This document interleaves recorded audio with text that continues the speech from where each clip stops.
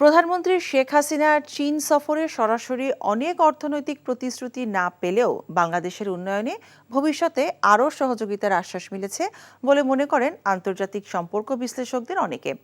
সাথে রাজনৈতিক পরিসরেও অংশীদারিত্ব বাড়ানোর ওপর দেশটি আগ্রহ দেখিয়েছে।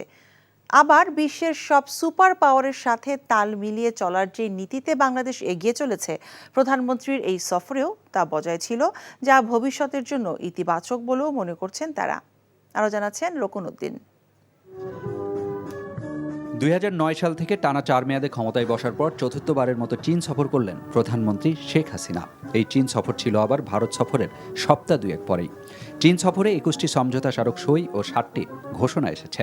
বাংলাদেশের উন্নয়ন প্রকল্পে ৪ ধরনের ঋণ দেবারও আশ্বাস দিয়েছে চীন। প্রত্যাশা কি ছিল আনুষ্ঠানিকভাবে তা জানা যায়নি বটে, তবে টাকার অঙ্কে ১০০ কোটি ইউয়ান অর্থাৎ ১৬০০ কোটি টাকা আর্থিক সহায়তার ঘোষণা এসেছে চীনের পক্ষ থেকে। আন্তর্জাতিক সম্পর্ক বিশ্লেষকদের অনেকের মতে এই সফরে অবকাঠামোর পাশাপাশি বাংলাদেশের সাথে নতুন নতুন ক্ষেত্রে সম্পর্ক জোরদার করার চেষ্টা ছিল চীনের। বাংলাদেশের সাথে চীনের সম্পর্ক আর ওই ইনফ্রাস্ট্রাকচারের মধ্যে থাকবে না, ইনফ্রাস্ট্রাকচার থাকবে কিন্তু ওটার মধ্যেই সীমিত থাকবে না, অন্য অন্য যে ক্ষেত্রগুলো আছে সেখানে। এবং এখানে একটা বড় যেটা উল্লেখযোগ্য সেটা হলো 4টা না 5টা এমওইউ করা হয়েছে মিডিয়ার কেসে। এটাও তো একটা নতুনত্ব। শি জিনপিং চীনের রাষ্ট্রপতি তিনি নিজের মুখে বলে দিয়েছেন যে আমরা বাংলাদেশে একটি প্রতিনিধি দল পাঠাবো, তারা যে দেখবে বাংলাদেশের কি প্রয়োজন এবং আমরা সেটা কিভাবে মেটাতে পারি। আমরা তাদেরকে অনুদান দিতে পারি, আমরা তাদেরকে সুদমুক্ত ঋণ দিতে পারি, আমরা তাদেরকে সফট লোন দিতে পারি, আমরা তাদেরকে কমার্শিয়াল লোন দিতে পারি। প্রধানমন্ত্রীর এই সফরে বাংলাদেশ থেকে রোহিঙ্গাদের প্রত্যাবাসনে আবারও ঢাকাকে সহযোগিতার আশ্বাস দিয়েছে বেইজিং, যে আশ্বাস মিলেছে বিশ্বের প্রভাবশালী দেশগুলোর পক্ষ থেকেও, কিন্তু এখনও কিছুই করা যায়নি। তবে চীন, ভারত, রাশিয়া বা আমেরিকার মতো সুপার পাওয়ার সহ বিভিন্ন দেশের সাথে বন্ধুত্বপূর্ণ সম্পর্ককে এগিয়ে নেবার চেষ্টাকেও ইতিবাচক বলেই মনে করছেন বিশ্লেষকদের কেউ কেউ। কখনো কখনো হয়তো মনে হবে যে আমরা একদিকে একটু ঝুঁকলাম, আরেকদিকে একটু কম গেলাম, আরেকদিক থেকে সরে আসলাম, সেটা সাময়িক।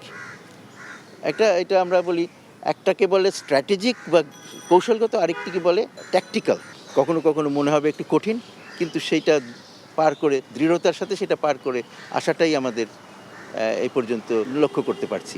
আমার সম্পর্ক এমনভাবে আমি করব না যে আমি অন্য দেশের বিরুদ্ধে ওই জিনিসটা আমি ব্যবহার করব, এবং অন্য দেশকেও আমাদের বলা যে না, তুমি তোমার বন্ধু তোমার বন্ধু, তোমার শত্রু তোমার শত্রু, তোমার শত্রুকে আবার আমার শত্রু বানাতে চেষ্টা করো না। এই যে বাংলাদেশের একটা কাঠামো তৈরি হয়েছে, এই থেকে বার হওয়ার কোনো সুযোগ নেই।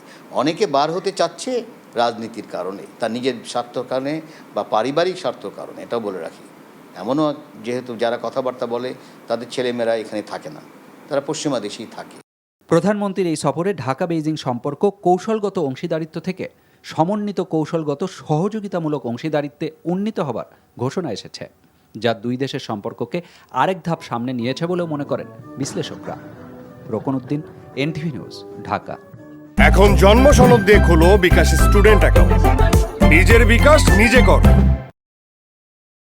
ভালোবাসাটা কি জানো? 1 মণ দুধের মধ্যে 1 ফোঁটা গরুর চোনা। এই 1 ফোঁটা গরুর চোনা যেমন 1 মণ দুধকে নষ্ট করে দেয়, ঠিক সেরকম ভাবে প্রেম ভালোবাসাটা তোমার ক্যারিয়ারটাকে একদম নষ্ট করে দেয়।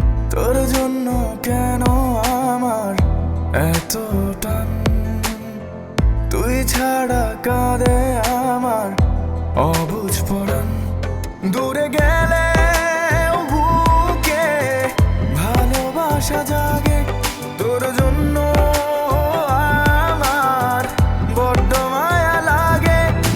তুমি আমার কাছে টাকা চাইতেছো, সেরকম আমারও তোমার কাছে একটা চাওয়া আছে। স্যার ইভেন এটাও বলছে যে আপনি নাকি পড়াশোনা ভালো মতো শেখান না।